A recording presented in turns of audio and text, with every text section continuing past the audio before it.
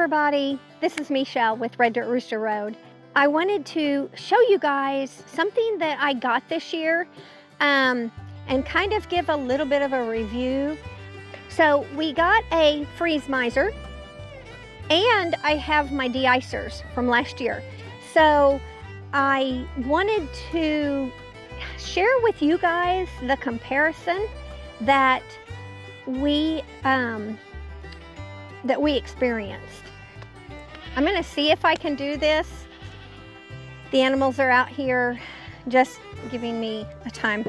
So these are the De-Icers that we use, and I have several of these. I actually got a few more. They are thermostatically controlled, so I might have to move.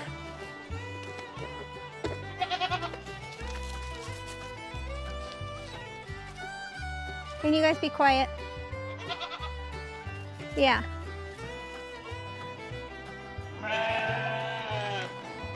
I'm gonna try my best.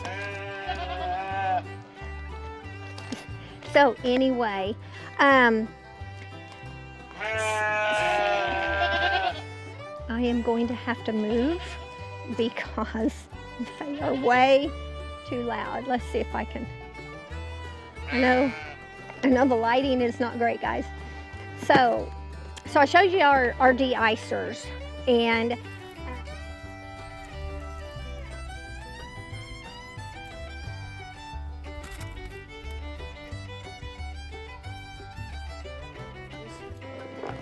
the problem with De-Icers is, I know, you've got to have power. You've got to be able to run electric to them. And then, so therefore you have cords sometimes that you have to, you know, worry about being on the ground. I use landscape staples or pins, and I hammer that down. Anytime I have a water hose or an extension cord that I want to make sure not to get trip up on. So that's what I'm using currently. So with this weather right now, okay, y'all notice I'm in a t-shirt. It is fabulous out here. It's so nice. Anyway, so, sorry, my hands are full. This is the freeze miser, and we got this probably a month or so ago. I ended up, man, everybody is enjoying the spring weather, even though it's not spring, it's January. Back to the comparison. We got a freeze miser this year, and I bought a 2-pack, and I like these things. I think they work really well. There we go. There we go. And you literally just screw this onto your water hose. This works really well when your nights are going to be below freezing and your water troughs can, you know, freeze up. If your troughs, if it kind of thaws during the day, it warms up a little bit, even if it's in the 30s or something. I think these will work perfect. I think that's what they were designed for. So right here, you can see that the freeze miser is just down to a few drops now. I believe the temperature had probably already gotten right to about 32, 33 even. So it was just barely letting any water out. And then as it warms up through the day, you know, it doesn't let anything out until that temperature drops, and it just starts dripping slowly, but the colder it gets, the more it starts letting out. When I used these, it was back several weeks ago when we had that Arctic plunge that hit the whole United States. We were in the single digits during the day, and we were down around 0, and we hit negative a couple of nights. So it was so extremely cold that this, I felt like, didn't work the way I wanted it to, and here's why. And it even says on here, it's thermostatically controlled also. How? I don't know. I don't know what is inside this little thing, But when you hook it up to your water hose, you turn your water on. It's not going to release the water. You turn your water on full blast, and it's not going to release any water until your temperatures get below like 34, 32, something like that, till it gets freezing. Then this thing is going to sit and drip, and it's programmed to drip or release the amount of water needed for the outside temperature, so that it is creating a water movement through here, all the way through up to a 50-foot hose, your faucet, everything. So it keeps the entire line from freezing. You can have this on your faucet at home, on your house. You can have it on a frost-free hydrant. You can have it on a water hose. You can have a Y with it. So this is a cool concept. It doesn't use any electricity or anything else. It just knows when to release water to keep that water stream going so that it won't freeze.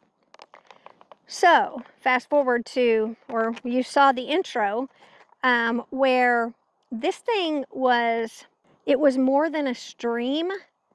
It was running water.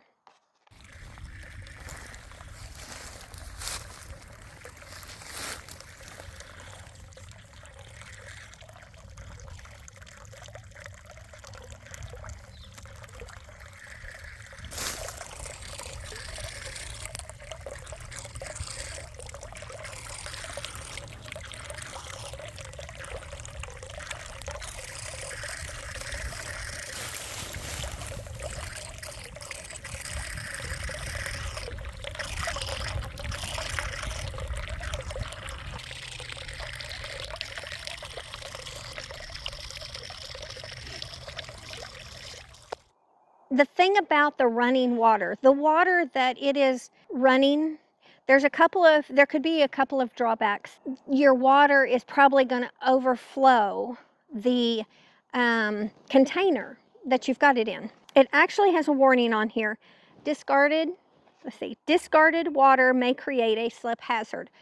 So when we were having our single digits and we were in that spell, the whole country was, for, 5 to 7 days. The water was overflowing the water trough.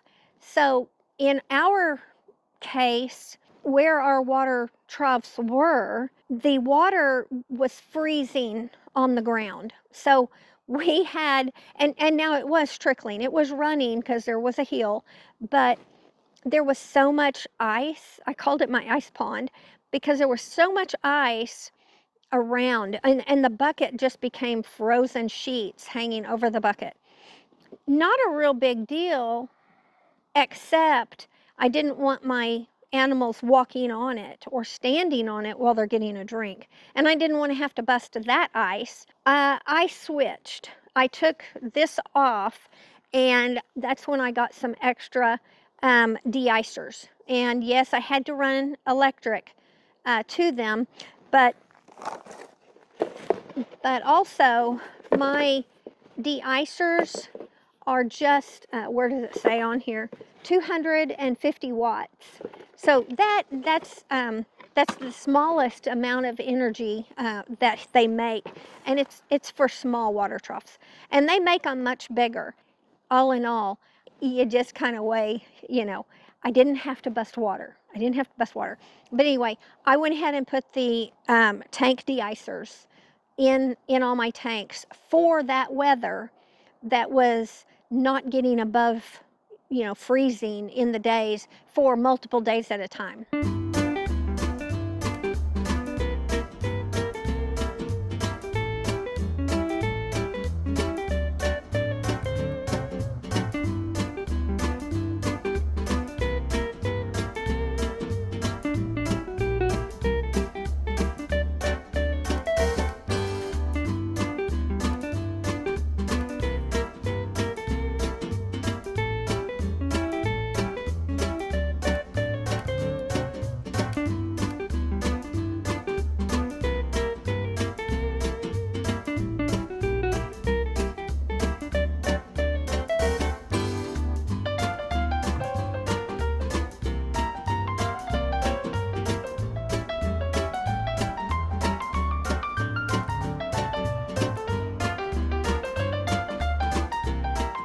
So that was the drawbacks to this freeze miser for me, was the frozen water around my water troughs. The water actually ran down away from the bucket for the most part because it's on a slight slope. But you can see the drain off here, and it's pretty extensive, and it was pretty thick right in those areas. This has thawed quite a bit, so that was just a lot of water. Something I absolutely love is that this is an American company, or USA made, and I just love that, made in USA. So we want to support, gosh, these companies that are any of them that are still trying to make something here in the United States. It's worth it to support them. Oh, I don't really want to take this part of it because it doesn't like to bend. There we go. There we go.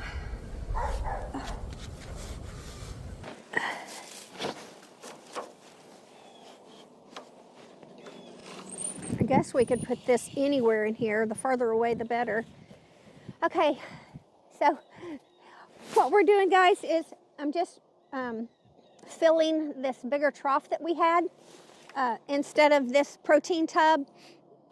We have some new additions in this little field, and they're contained in here until they get used to us. So it'll be several days, a week or so. So we needed some more water. We were going through it way too fast. And so I had to move the de-icer over here after we got the trough. And these de-icers are working wonderful. We have not had to bust ice this year since we had these. I had one, I think, last year for the chickens, which they're using it this year. I added more because obviously we've got bigger animals now. And it's cold. We're between cold snaps. We're supposed to get ice tonight. So we are trying to just button up the hatches again.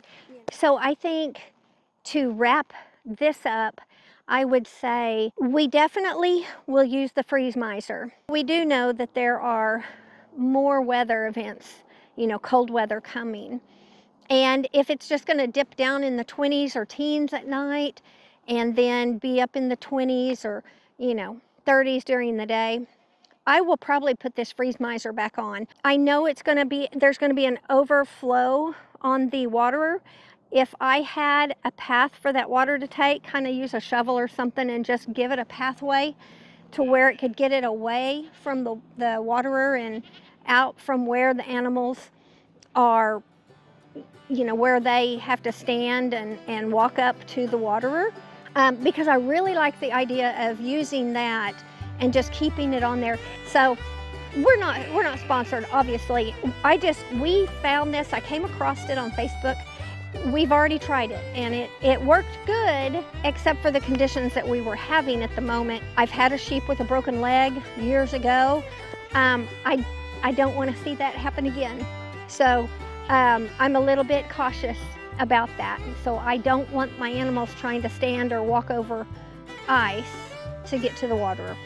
But there's plenty of things I can do for diverting the water and let it have a path away from where the animals would actually be. And so, but I think it's great. But in those times where we dip down, for multiple days at a time in hard freezes, I'm going to pull out the de-icers and use those. So I've got them both, and the main thing is I don't want to be out here busting ice, and I have done it. We've done it. I found these helps to use those, and so I just wanted to pass that along, though, because that was kind of our experience with the freeze miser. So I also heard that I watched Daniel with Arms Family Homestead, and he just got one of these. So hopefully it will solve his problem on his barn and his water won't freeze up. And we'll have to let him know to put a bucket under it or someplace that water can go. That's if we get more Arctic blasts that last forever. So anyway, guys, thanks for hanging with me on that, and I hope you find this helpful. Just, you know, in case you're kind of weighing your odds between de-icers or freeze miser. Freeze miser doesn't use any electric. The de-icers use a little bit. So the bigger the de-icer, the bigger the electric. So see if it'll work for your homestead. So thanks a lot, guys. Y'all have a blessed day, and we will see you on the next one.